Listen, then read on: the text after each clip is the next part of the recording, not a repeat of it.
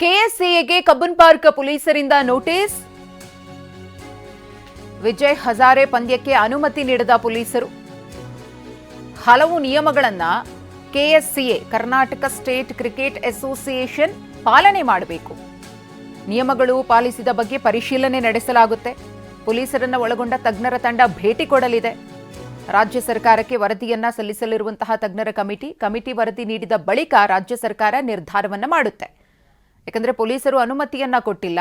ಹಾಗಾಗಿ ಇಲ್ಲಿ ರಾಜ್ಯ ಸರ್ಕಾರದ ಪಾತ್ರ ಎಷ್ಟರ ಮಟ್ಟಿಗೆ ಪ್ರಮುಖವಾಗುತ್ತೆ, ಹಾಗೆಯೇ ನಿಯಮಗಳ ಪಾಲನೆ ಇರಬಹುದು, ಅದೆಲ್ಲವೂ ಕೂಡ ಎಷ್ಟರ ಮಟ್ಟಿಗೆ ಅನುಮತಿಯನ್ನ ಕೊಡೋದಕ್ಕೆ ಮುಖ್ಯ ಅಂಶಗಳಾಗುತ್ತವೆ ಅನ್ನೋದನ್ನ ಉಲ್ಲೇಖ ಮಾಡಿ ಕೆಎಸ್ಸಿಎಗೆ ನೋಟಿಸ್ ಅನ್ನ ಕೊಡಲಾಗಿದೆ.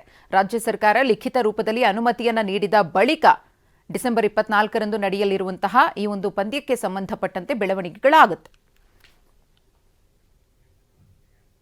ಬೆಂಗಳೂರಿನ ಸೈಕಲ್ ಗ್ಯಾಪ್ ಪಬ್ನಲ್ಲಿ ಗಲಾಟೆ ಪ್ರಕರಣ. ಸೈಕಲ್ ಗ್ಯಾಪ್ ಅನ್ನೋ ಪಬ್ನಲ್ಲಿ ಗಲಾಟೆಯಾಗಿತ್ತು. ಆದರೆ ಪೊಲೀಸರು ಸರಿಯಾದ ಕ್ರಮ ಕೈಗೊಂಡಿಲ್ಲ ಅಂತ ಹೇಳಿ ಪ್ರತಿಭಟನೆ. ಕಾಂಗ್ರೆಸ್ನ ಹನುಮಂತರಾಯಪ್ಪ ನೇತೃತ್ವದಲ್ಲಿ ಹೋರಾಟ.